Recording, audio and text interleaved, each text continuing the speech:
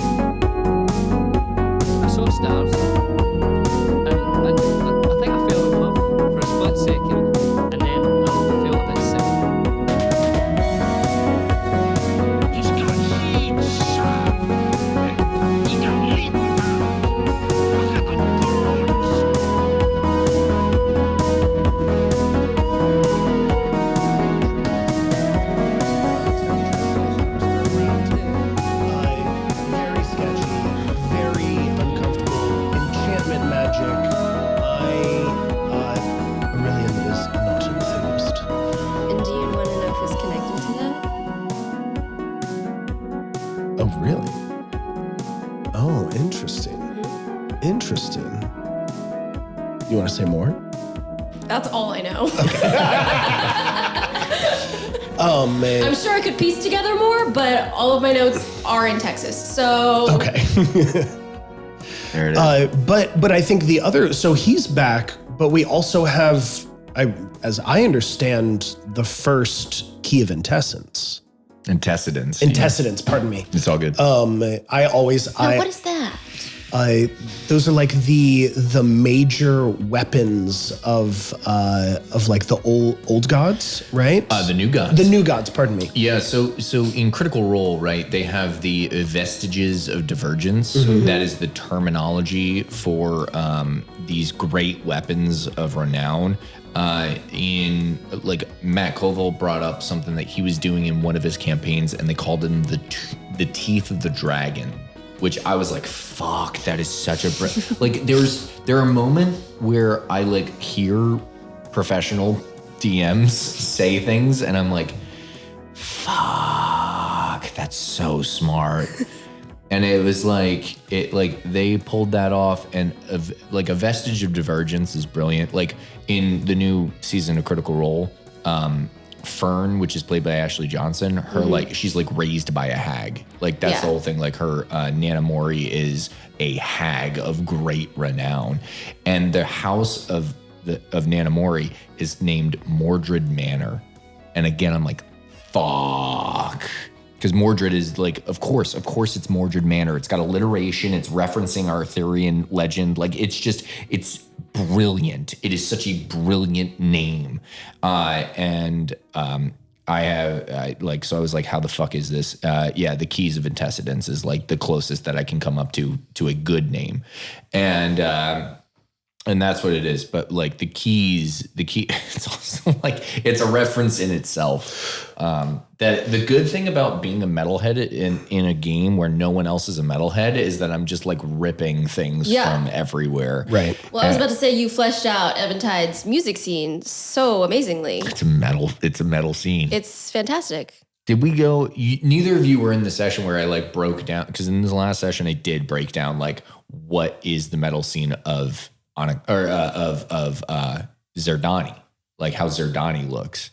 So like Skrillben is like the EDM place, like they're, and because it's the industrial, like kind of like they're run by the guilds and things like that. So there's a lot of like things going on, and like they're building things, and of course that's EDM. That's like full on EDM. Like this is like Berlin underground EDM shit that is there, which that would be dope as hell. like an arcane, like think about the laser show that's going on there with like somebody is not even just doing like minor illusion. They're doing fucking major illusion in a basement somewhere. And like the fucking lasers are just going insane. But yeah, they're doing like, it's a metal town. Like it's a metal town. That's what we like. But we know that these keys are also connected to Tebben somehow, I think. I think Tebben needs one of the keys. I think there's a sword or something. Oh, so I think Tebben needs a sword. And I think it's at the bottom of a lake or something like that. That's like maybe all we know. Yes. It's like like at the bottom of Bone Bottom or something like that. That's the theory anyway. But we found the shield, the Pavis, like a giant like tower shield. So we've also heard that. Are you keeping it? Well, I don't know because part of me is in conflict about this because, right, like Aurelian is connected to the Church of Light. But is the Church of Light really that dope? Do they deserve like a powerful magic item? They seem to have a lot already. Yeah. I don't know. There's question and turmoil in Aurelian's heart on that. But there's also, we found that in some little, like we were offered some research by the Church of Light. And there's like a book that is like able to map the abyss or a map of the abyss, but it's cursed. And from what I remember from my notes, that like we need the shield in order to break the curse on the book.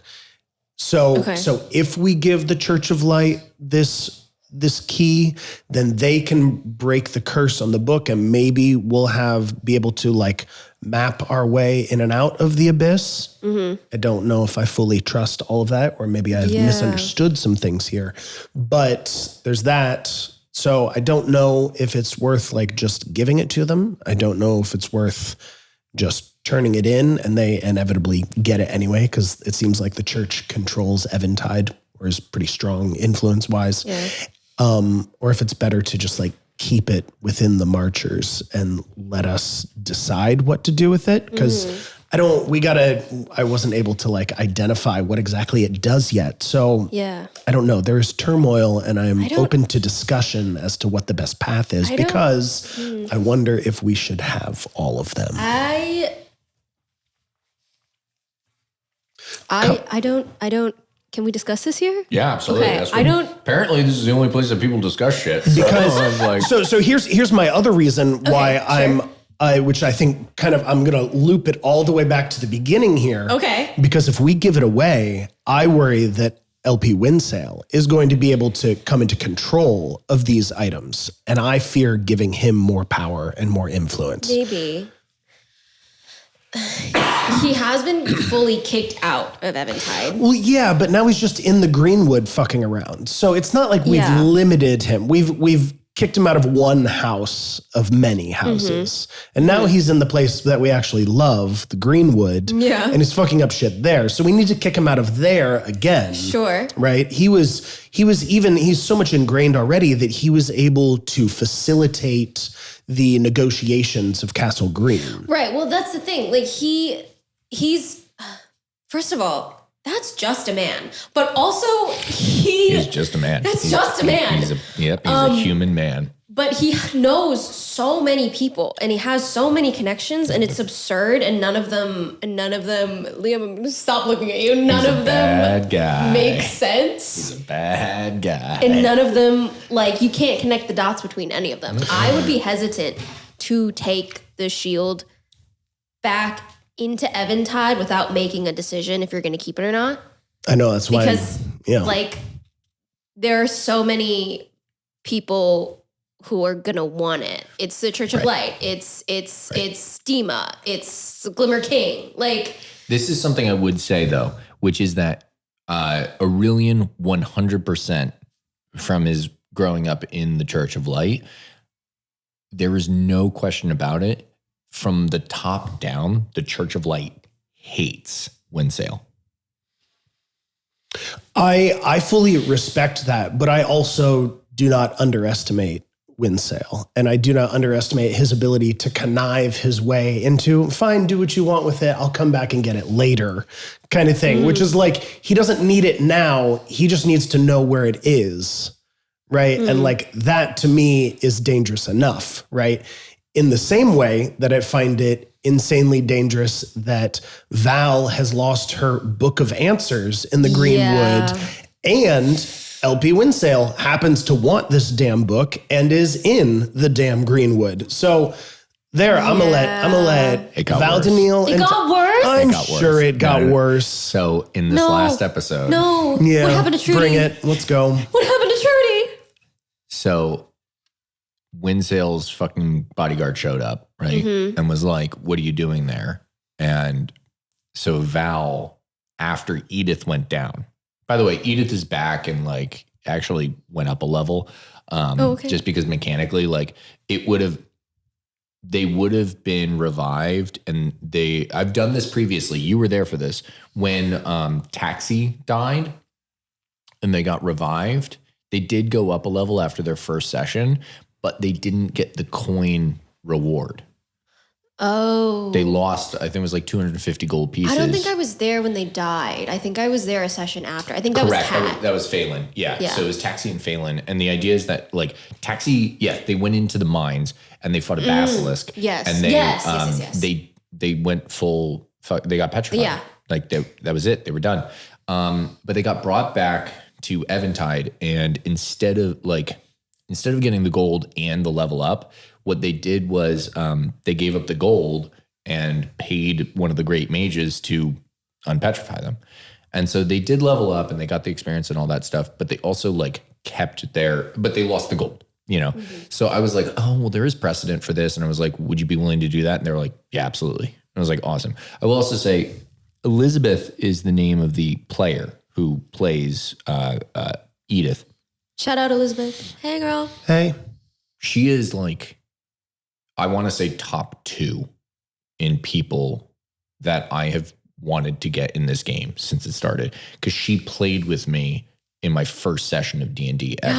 Oh, very cool. Like she's been there since I started playing D&D. That's incredible. Awesome. Like, and she's here, and I'm like, I genuinely feel like, oh no, we're good. Like, we're good. Like, because I love playing with you all, but it also feels like, oh, they only know me as a guy who runs the game and whatnot. Because so far, like the only time I've ever played with you is when I was running games for you. Except you and I played in a one shot of the fucking thing, with the zombie thing that Julio ran. And that also is the only game that I've played as a player in the last 3 or 4 years. Yeah. But it's like she showed up and I was like, we're good. We're so good. And then I killed her. And I was like, fuck. I was just like, fuck. It was also funny because there were 3 lined up. It was two members of Human Force, and it was rolling with advantage, and it rolled and it missed the first one, and then it rolled with advantage and missed the second one, and then it rolled with advantage and fucking like almost critted on Edith. And of course, Edith was the one who fucking died. Oh no. Yeah, it was really bad. But I had a point with this, which is because we were talking about the bad thing. So at that point, Val is like, fuck, we just need to get the bodyguard out of here. So she threw her sword. What? So this girl in this sword. So this girl in this sword. So Winsale has the sword. Winsale has Val Daniil's sword that she crafted from special metal that we have spent maybe 20 hours trying to get for her. Yeah, I should have killed this man. Izzy, we have to talk. Izzy? Directly speaking to Izzy now. Yeah. Izzy, we need to not talk. mad. Also the only person listening to this. This is for one person. It's Izzy, and then later she's going to tell other people to listen to it. Right. And she's going to be mad she didn't know about this. This was genuinely like the biggest secret that I think I've ever kept, is not telling Izzy that we were doing a recording, because immediately she'd be like, why the fuck am I not in on it? Yeah. And I'm like, because we need somebody to listen to it. Right. We need the lore master to check our work.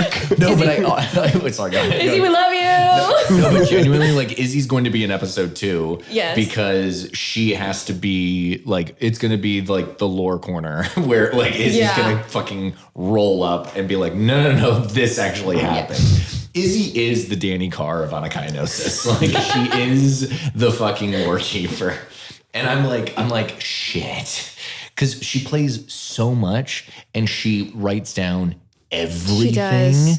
She does. And so she always like calls me out. And the problem is 90% of what you all do, I don't have enough time to prep. So I'm scrambling to like build fucking maps while you guys are talking about what you're trying to do, like in session. And I'm over there like click, click, click, click, click. Right now they can't see past this wall in the map. Brilliant.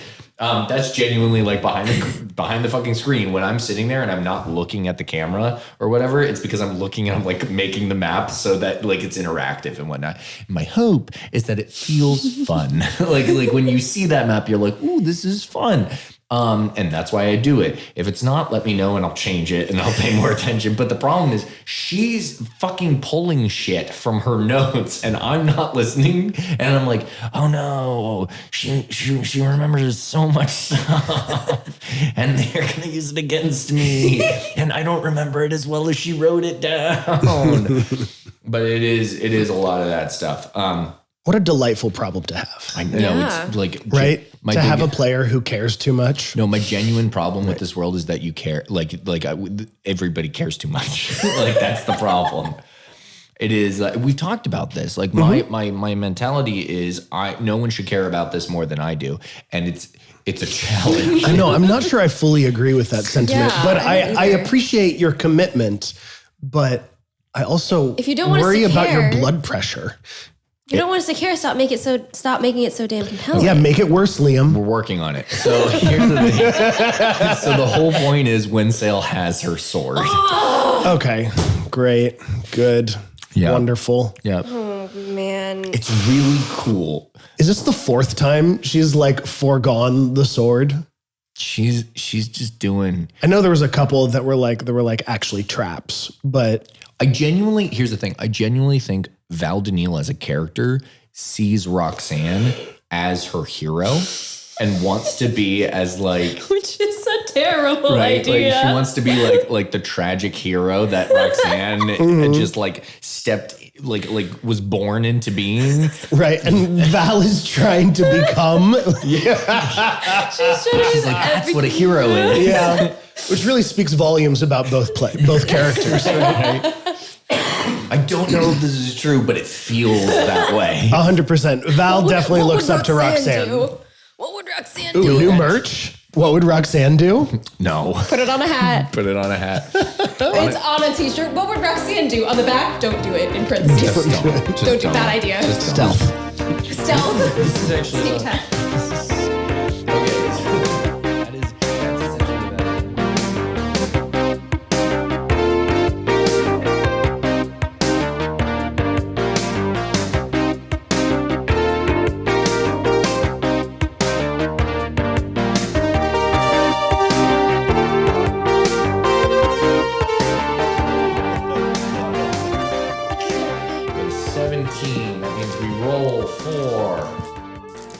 Credits.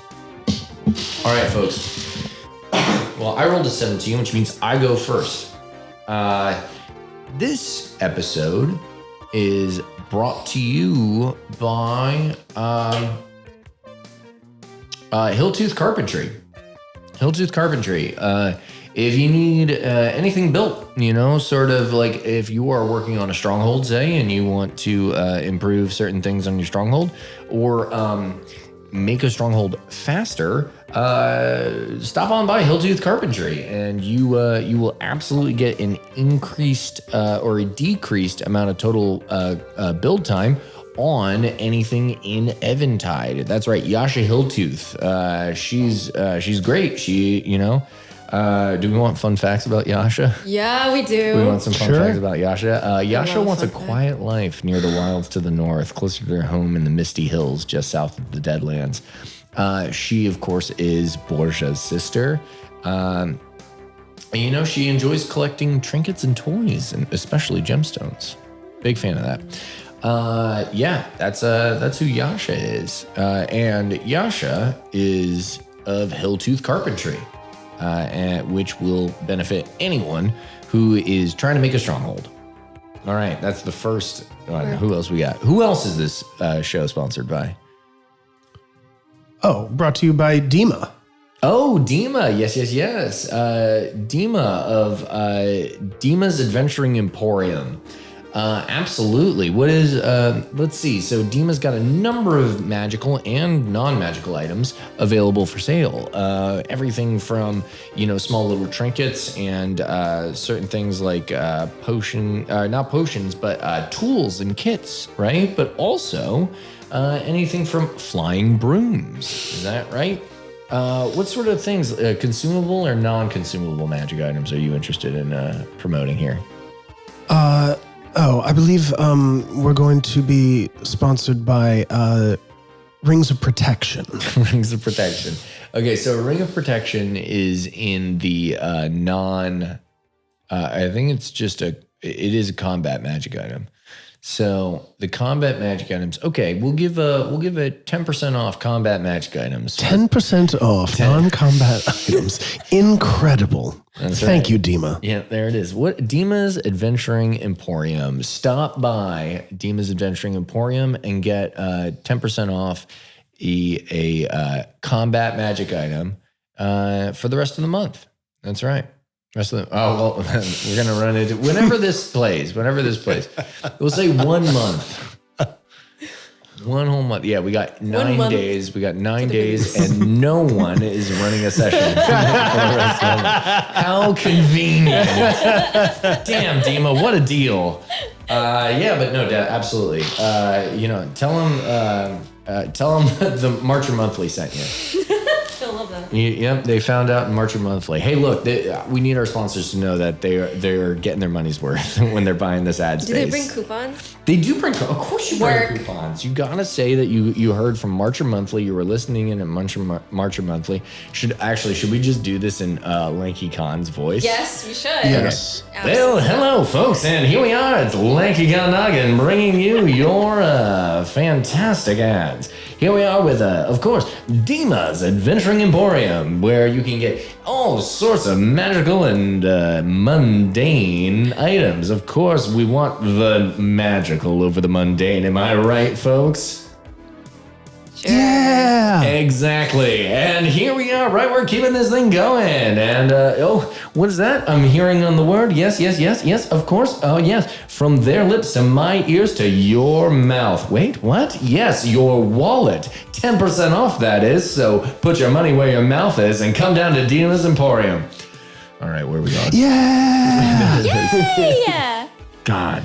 Looking at that was, I genuinely fucked up and said mouth and then nailed it. I fucking stuck that landing and I feel really good about that. You covered it well. That way I have to immediately, you know how it's like, it's cooler if you don't acknowledge it? Nope, we're acknowledging that one. I genuinely was like, fuck, why did I say mouth? Put your money with your mouth. That's brilliant. All right. Well, it was brilliant, and now we're back. That's why I said it. All right, what are we doing? What's the last one? We'll do Clin Fair. Clin Fair. Oh, we'll do Clin Fair.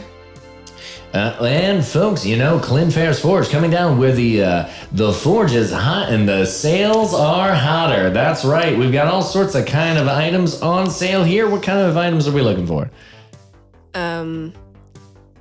Like custom weapons, stuff? Armor.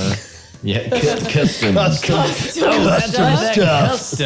stuff is on sale. Were you looking for weapons on sale? That was in character. Yeah, incredible. In character. All of this is in the ad, folks.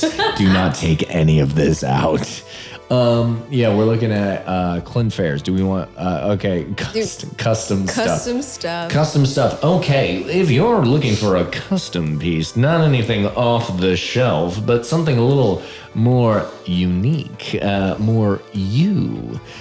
Come on down to Clin Fair's Forge and craft your own for 5% off. That's right, 5% off, folks.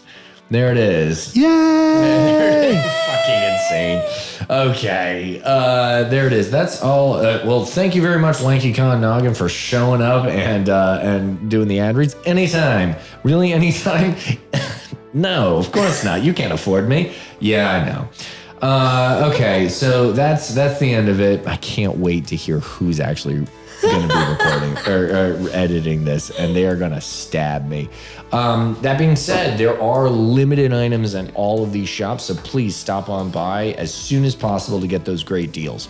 And thank you to our sponsors, the Eventide Artisans, who came and sponsored this episode. This is fantastic, and we really appreciate your patronage. If you want to support the show, please stop by these shops, because every time you support them, they support us. It's really important. Okay, that's the end of our mid-credits.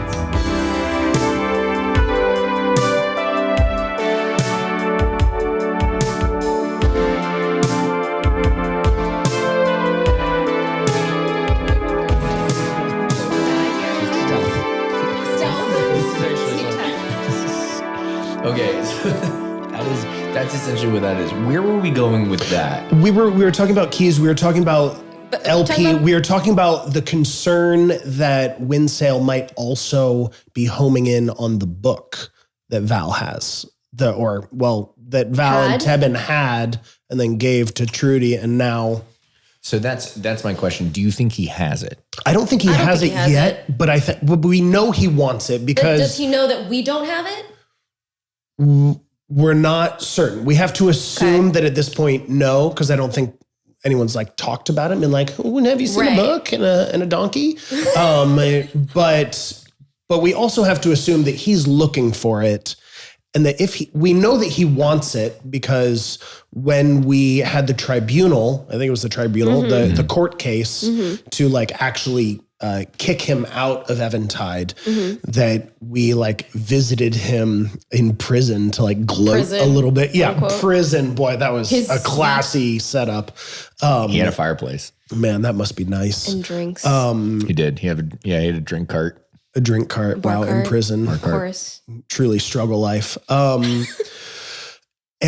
he, right, and so we like bargained with him to like give him time with the book, but we had to, as long as we could like listen in, we happened to be able to like finagle all of that. And then he did it in a different language. Yes, and I happened to have some. And you had something that worked. Some bullshit throwaway item that I was like, I'm never going to use this. And I happened to, it was like candy that allowed me to like understand every language or something like that. So we were able to like. And you ate that and you ate. I ate and I ate. Shout out Griffin's Saddlebag. Yo, shout out Griffin's Saddlebag. Thank you. No, there's a million different. So those are the items that when you roll on the random encounter tables, it's Griffin's Saddlebag items. And like I immediately like became a patron of them when I was like, fuck. I kind of hate all the standard magical items. I just don't like them. And then like they're cool and they're quote unquote like the normal magical items that you get in the DMG and Player's Handbook and all that stuff. Like it is interesting. They're fun. They're engaging. They're classic D&D items. They feel not as whimsical as I want random items to be. I agree. I think they seem like almost there. Like it seems like a second draft, but they're not fun yet. Like they're not fun. Like more, and also like more things should be like cursed or broken. Like the fact that there's only like 3 cursed items, like built in, like 2 of them are like legendary items that you're just never gonna get. Right. And so, and also you're just like, oh, well, I know what Black Razor does. Like I'm not going to attune to it, you know, like, right. So like if there was more, yes. Anyway, it just speaks to how Wizards didn't knock it out of the park yet again.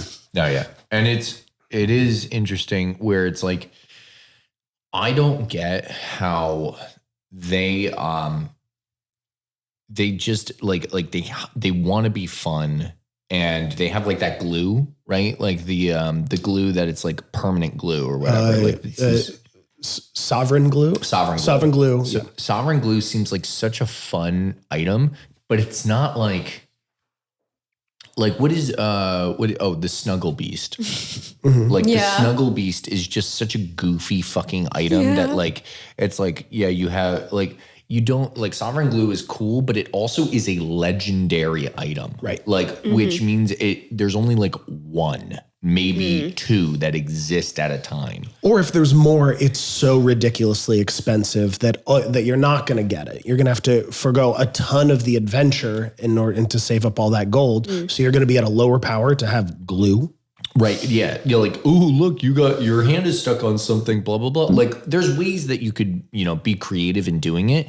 But that just feels like a goofy. Now, granted, the way that I was introduced to that item was a Critical Role episode where they used it for a joke. But it's also like, even when it was introduced in that campaign, it felt like a throwaway item. And then I looked at it, I was like, oh no, this is a fucking legendary item.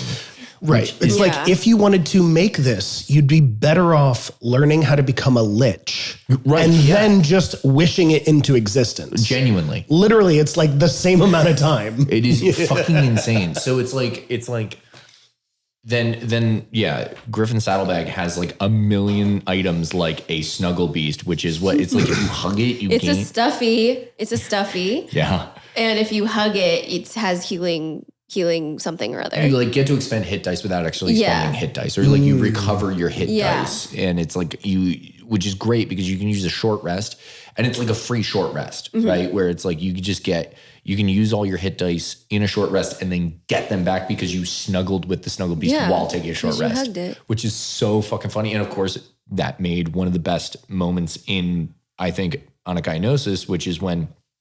So did you give it to? Was it you or somebody else who gave their Snuggle Beast to Mark?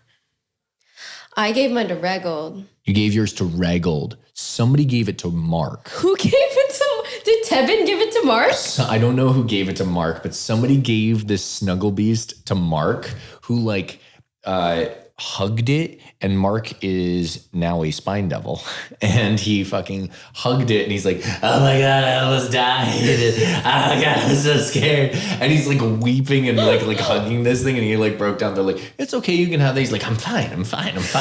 It's fine. How are you? Cool. Yeah, and then they like give him this time, like, it's okay, let it out. And he's like, oh my god. And it was just like one of those moments where I'm like looking at it, and I'm like, this is a choice. Fuck it. Like Mark would break down in this moment. And I look up and I'm seeing 5 people lose it. And I'm like, that is such a memorable moment where it's just like, I'm watching people just die. And I'm like, awesome. That's cool. But it's like, you don't get that from here's another healing potion, or here's like, here's a +2 fucking shield. A parafat of wound closure. Yeah. Like, so I love Griffin Saddlebag. This is the ad read for something that's absolutely not sponsoring, but I think people should fucking watch. Izzy, you're the only person listening. Check out Griffin Saddlebag. I think it's not a lot of money, but you can like look at it's for free. You can look at like 90 items, which means by the end of this, Izzy will already have gone and looked at every single item and been like, oh, why haven't we gotten this one? It's like, that's what it is. Those are the random encounter tables. That is, okay, so where are we going next? Or did that answer everything, or are we still in the middle of something? I don't know. I mean, we're still kind of chatting. We're looping, we're orbiting around Mr. Windsail. Yeah. We're orbiting Everything around that matters. Keys of Intestines. Do you want to know the tea on him? There is tea. I do. Yeah, give me some tea. I'll sip. So Windsail is no longer in charge of the Eventide Guild? Merchants Guild, right? Not a real person in our world is, and I text them. Eat. And their character is in charge now.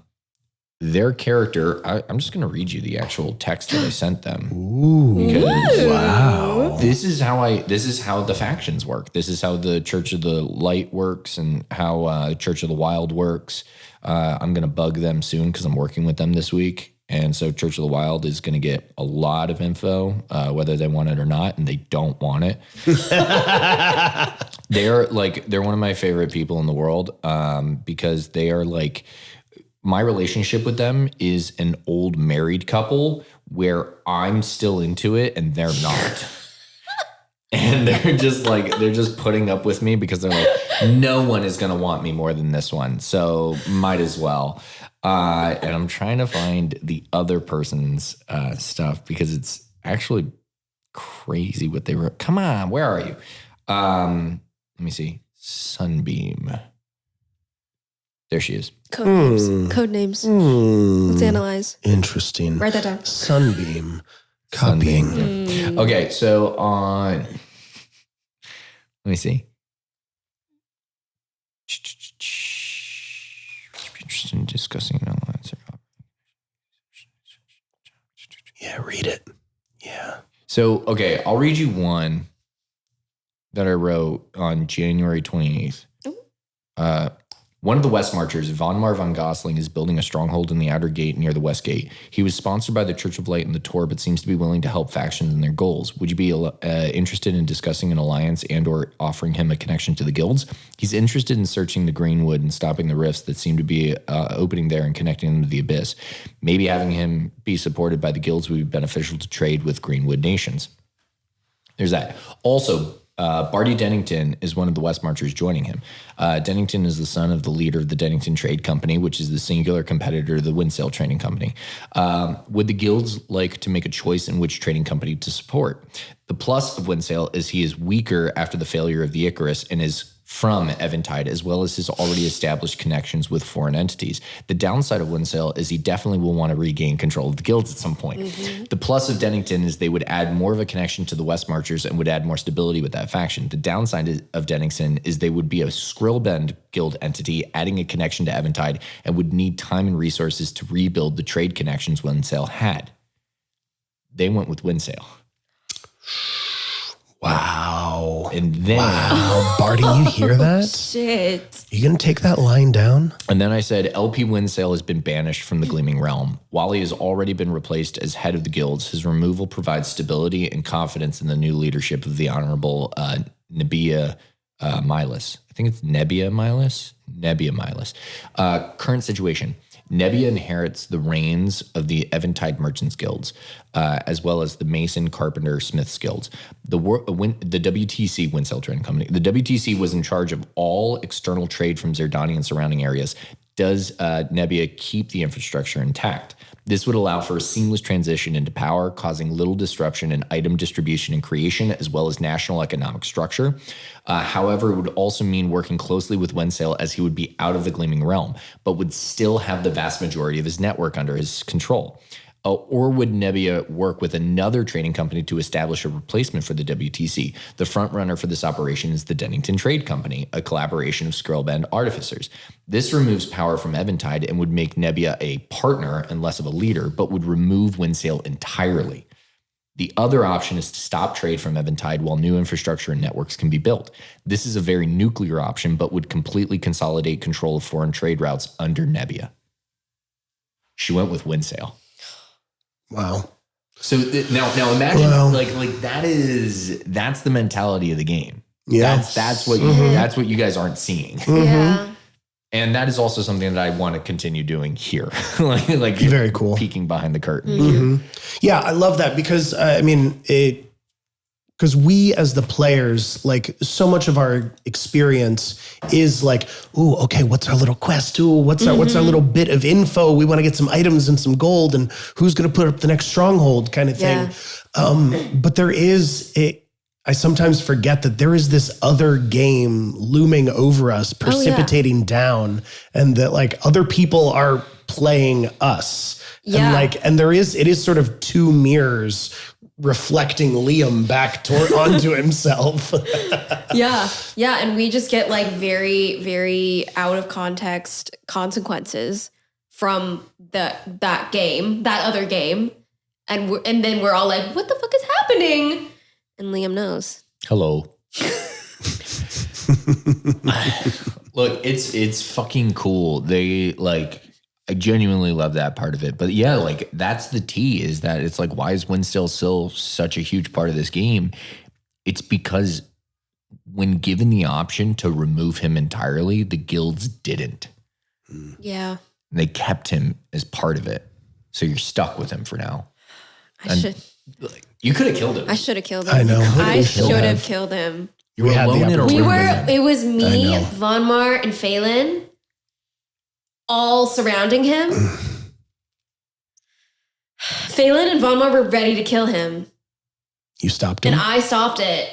Okay, well, don't worry. This is definitely not completely and entirely wholly on I'm you. aware. No, I'm aware. It was I'm aware. genuinely. I was making emotional decisions based on my 60-page lore, actually. So, was it the right one? No. Was it a better story? But was it spicy for the plot? so Absolutely. Ooh, yeah. It was genuinely the point where I was like, holy shit. You had started the battle music. I don't think there's been there's only been one time where I've felt that kind of power as a DM. And it was at the tour. Both times we're including you.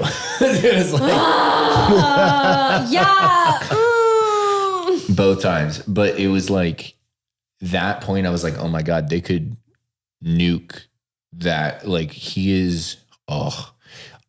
brings so much tension to the game, but it's also like you guys absolutely could have, would have, should have killed him in that moment and nothing would have stopped it. But in the other room, he was holding Roxanne's uncle and Roxanne's uncle wouldn't have made it out alive. No. So it's like, I was like, oh my God, this is what it means to be like a bad guy in D&D, right? Where it's like, you know that the players are strong enough to kill them. And then they hold actual power. Like, and that is like, again, what is the coolest part about certain villains where you're like, he's just a guy. Why would a man be there? Why would a man be there? Oh my God, that's just a rich man. It's just a rich man. Capitalism is the bad guy. Infuriating. Seriously. He's a bad guy. And it's like, he just keeps feeding off of this world. And it's just like, and again, I've given not just you, I've given the factions the ability to send him out. Like, and even when the factions, because like the tribunal, right, was all about like, the factions are voting. So I texted real people and being like, this is what's happening. Are you voting yay or nay? And they voted like, almost everyone voted for, but some people voted no. I want him to get off and I want him to understand it was because of me. And I'm like, yeah, genuinely. Like, that's what I got from. So people are like doing that. But then you had the ability, and that's the cool part about this world, is that the players always have the most power in what the story and the narrative is because you convinced enough of them on the tribunal to override what would have happened. I didn't think it was gonna work for a hot minute there at the was touch and tribunal. go. I was like, we have a good argument. I don't know if it's enough to like actually push people. We did it though. But we did. We did it. It worked. You kicked him out. But he's not gone. Right. And the thing, like, and the fact that he's even got his grimy little fingers into such weird places is like, we've encountered his bullshit inside of Luma's tower. Yeah. Which is like a hidden dungeon within dungeons, behind illusions, behind another alternate dimension, right? Yeah. So like the fact that he's even there is just like, and spidered his way through is utterly disturbing. You're referencing something I'm not remembering. We were in Luma's tower. There were constructs, I assume, the same construct and was chasing us through and started speaking to us and we had to dip out. So he's even got his fingers there in some respect. So is he aligned with the Sun Court or did he want to align with the Sun Court? He wanted to, and they said no. He wanted to align with the Sun Court. Okay. That was the conversation at the Sohlm ball, right? Yeah. So he wanted to align with the Sun Court, and they were like, "Pass, we're good." And he's like, "That's the wrong decision," and they're like, "No, it's not," and he's like, "It is the wrong decision." But yeah, they they swiped left on him. But the Moon Court, he's in bed with. Yes. Like, and that's why he was Yes. at the Castle Green, because he was just like, he has trades that are like, essentially that's why the Dennington Trading Company was there too, because the DTC is who connected with the Sun Court. So that's why they were there. Which also, it was like genuinely, because I had a conversation with Casey afterward, and I was talking to Casey about it, and Casey said that he had a lot of fun there, which like was very exciting for me, because I was like, well, that was the Barty episode. That was the Barty episode. And he like, it was just you all sitting there talking, right? It wasn't like actual combat. There wasn't like, like archers firing from all points. But there was tension, and that was so cool to see him like kind of take the lead in that moment. And I was like, oh, good, he liked it. Okay, that made me feel better. But it was like how like that didn't exist because Windsail being part of like the Court of the Moon makes sense, because Phelan left and there was a power vacuum, and whenever he sees a power vacuum, he steps into it. Like, that's what it is. But then he fucked up with the Court of the Sun, and I always thought that was like a cool kind of like, she saw through his bullshit, right? The May Queen saw through his bullshit, and she's like, no, I'm stronger. Like, which leads me to believe, as the guy who's like playing her, but like a lot of what, and again, I'm like, whoa, but like a lot of what I do is I know the kind of person that person is, so I'm trying to imitate who I think that person is like how I try to play characters, which is also pissing me off about the one shot, because I don't know, like my whole strategy is I think I know who that player is, like that character is, so I'm going to try to play the character how I think that character would go, but I'm not like, no, I know who this guy is, right? You mean the one shot, the Hempholm? Hempholm. Oh, okay. Yeah, if you haven't made a character sheet or haven't sent me a character sheet, do that. So nobody move. sorry. There's blood in Hempholm, a murder mystery. Yeah. That's the whole thing. It's like I made this character and I'm like, fuck. I usually go with like, I know what that character would be, but now I'm like, oh, I actually have to play a character and like interact with other characters instead of just sitting there going like, map. Yeah. What do you want? What do you fear? What's your secret? And how are you going about it? That's what I think you only need four things. Those are your questions? Those are my, what do you want? What do you fear? What's your secret? And how are you going about getting what you want? It's very cool. It's very cool. That's exciting. And that's like, that was the thing about her, right? Like, I don't know what her stuff is, but I have an idea of what I think it is. And so I had the idea of, she's the kind of woman who, when she looks at a man who is constantly trying to prove how smart he is, she's like, I'm not about it. Yeah. Like, I'm just. As she should be. Right. She a baddie, but she's a baddie in the way that she like, this is like the misogynistic view. But it's like, she's hot, but she knows she's hot. You know, Sure. like Sure. she's hot, but I don't really like, don't go after her because she knows she's hot and it's not worth the effort. Like when I was in high school, there was a lot of fucking bros that were like, no, don't like, oh, well, yeah, well, I'm not gonna like try to date her because she's like, yeah, of course she's hot, but like she knows she's hot. And then the other guys are like, no, I'm into that. Like, you know, like that's called confidence. And it's like, and Windsail is not into confidence. Windsail is into people that he can control or like feel like they need him for something. And she doesn't need him. And she's reminding him she doesn't need him. But what's interesting is that she knows the DTC needs her, because without her, they don't really have like she gives them competition, right? She gives them a way to compete with Windsail. And without her, they don't have much, because Windsail is like so leaps and bounds ahead of them in being able to control things. And it's like, fuck, like she's in control there. And she didn't bring them to be like, I've got backup. She brought them to be like, look at how strong I am. And Winsale is like, that was a cool dynamic there.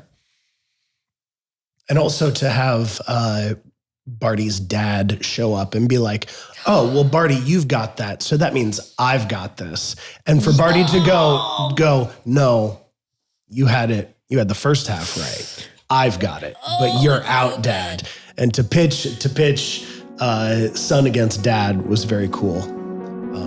And I love the opportunity of like discovering that blood of the covenant is thicker than the water of the womb kind of thing. That like the West Marchers are the real family, blah, blah. Yeah. It was fucking cool. Yeah, it was a cool session.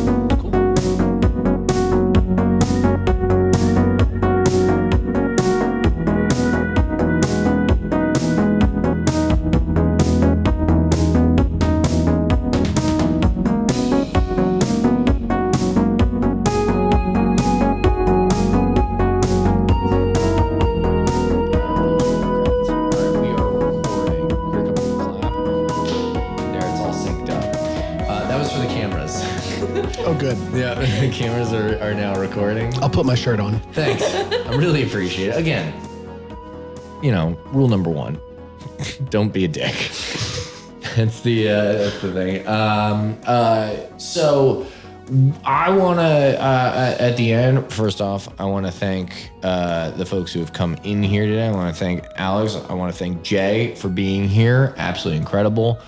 I'm Liam. Yes. Now, who are the other people that we had on the show?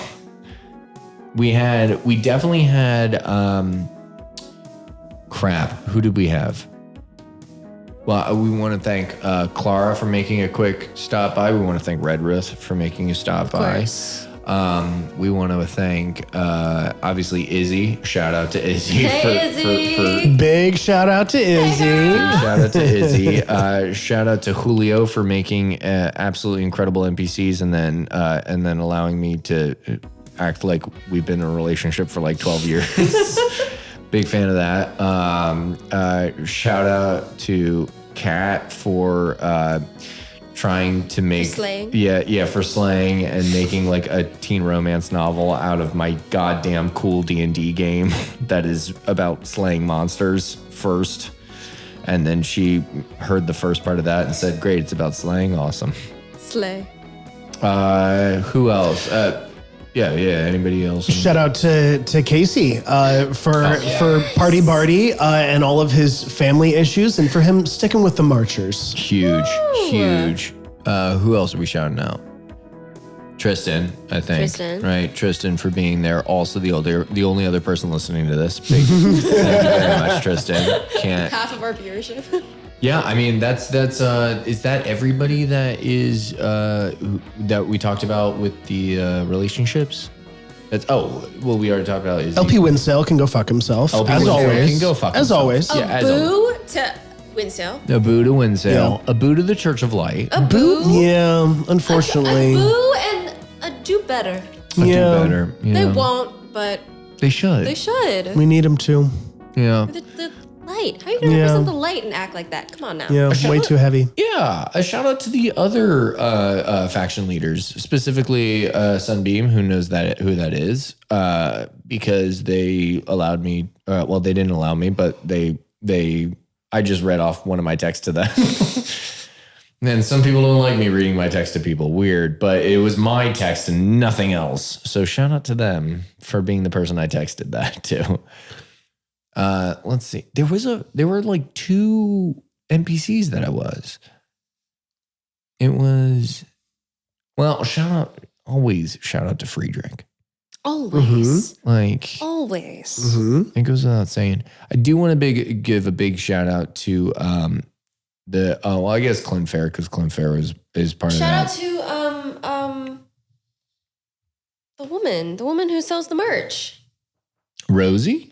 No, the Kusa. Yeah. I mean, Rosie too. Kusa was one of the people that I was thinking because I did her voice. Yeah. So shout out to Kusa. Shout out to Caitlin Crosley.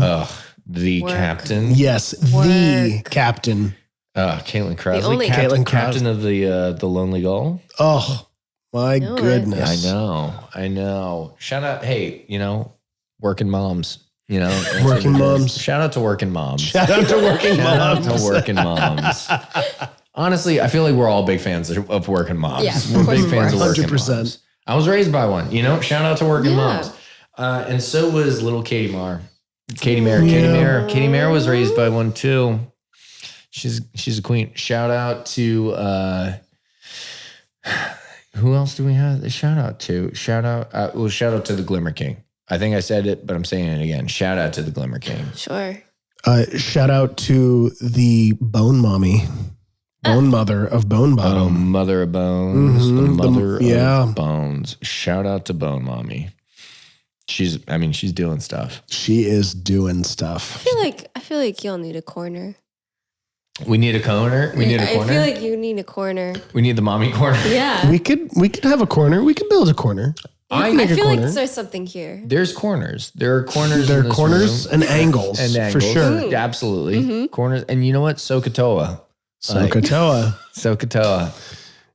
That's what I'm saying. A squared plus B squared equals C squared. You know what I mean? I see squared. That's what I'm saying. I need glasses too. Go birds. Speaking of birds, shout out to the goose. Shout out. Not mentioned at all in this episode. No. We but did mention always- Mark. We But mentioned Mark. Oh, shout out to Mark. Shout out Mark. I think those are the two that I did. I did Kusa and I did Mark. Yeah. I don't think I did anybody else, but I got to write it down next time. But definitely, shout out to Mark. Mark's great. Love Mark. We'll talk slays. more. We'll talk more about Mark later. Mark has an episode. Shout out, of course, to Human Force. Oh, Of course. shout out to Human Force. I mean, Of course. absolutely amazing. What a performance. What a legendary performance. Shout out to Human Force. Shout out to all roadies. Just shout out to all roadies. Do you have a vested interest with roadies? I have an intimate knowledge and interest in roadies. I would say I've never been a roadie like that. I've not been a roadie. I've been really close to roadies. You've gotten some road rash. I've gotten some road rash. They look cool on a truck, and then I'm glad when we send the truck away. But they're really cool stories. They have some sick ass stories. So shout out to roadies. Shout out to roadies. Shout out to Eric and Derek. Eric and Derek. Shout out to Eric and Derek. Eric Derrickson and Derek Erickson. Shout out to them. I mean, they're the clerics that they hold down the fort. They're at the fucking replacement room of the West Marchers. Yeah. Like they're in the Marcher Hall. It's a big deal. Who else do we got? That's I think that's Shout out to Kayla. Oh, Kayla. Shout out to Kayla. Of course. Quick little cameo. Yeah, shout out to Shout Kayla. Kayla's she's gonna get screen time. They're gonna get screen time. They're gonna get screen time. They're gonna get screen time. It's not even like I know for a fact they are not a she. Like I know for a fact they're not a she. They are they. They are they. Shout out to Clara. Gotta shout out to Clara. Mm-hmm. Nice. Clara, amazing job. She's there. Oh my goodness. Well, hold on. Shout out to Murphy. Shout out to Murphy Towing. Without Murphy, we would be nothing. And you know what? I think this is good, unless I'm missing anybody. Shout out to Arthur Edith. He's back, baby. He's back. We got our boy back. And shout out the Temptress. Oh yeah, shout out to who's clearly no one, and we shouldn't be worried about at all in any way, shape, or form. Don't be nervous about that. There's no bad vibes there. Don't worry about it. Don't worry about it. I wanna say thank you, of course, to Himan Sohlm of Sermon Says, our senior religious affairs correspondent, Himan Sohlm. I want to give of course, we're thanking the crew. We're thanking the crew here. I want to thank you to senior legal analyst, Don Jinno Esquire of Witt and Cunning. Big shout out to Don. I want to give a shout out to our chief foreign correspondent, Marjionn Wesslyy, for producing Over the Edge, our segment where he's talking with foreign correspondents. He did a lot of the legwork in getting that info about Moose Balar and the Greenwood. A big guy there. Shout out to our senior Frontline reporter, Sir Lee Nuuz. Sir Lee is absolutely amazing. Did a lot of like the reporting for the Vanguard Voice, which gives us a bunch of the information from the front lines in the Shimmering Mines.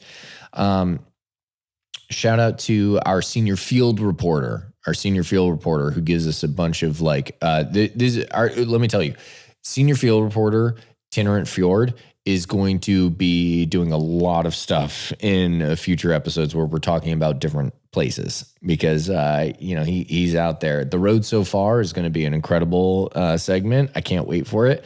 And I don't think you can either. Shout out to our West Marchers chief correspondent, of course, Bowen Tibbard. He's being thorough is an incredible segment. Can't wait for that. They are an intern, yes, but we threw him a bone here, and Alex is going to help Bowen out with making sure that we get some being thorough segments up. Shout out to our senior diplomatic analyst. Dusk Daelie. Absolutely amazing work they do on the inner ring. And I think that's everyone except for shout out to, Drome Disputant. Yep. Our chief sports analyst, bringing us, all of the stuff from the Slag. Like that was the whole thing for their Slag side, section. They produced the Slag side, stuff, but that's where we get a lot of our information about what happened at the, tour. Like we wouldn't have that if not for Drome here. So shout out to Drome.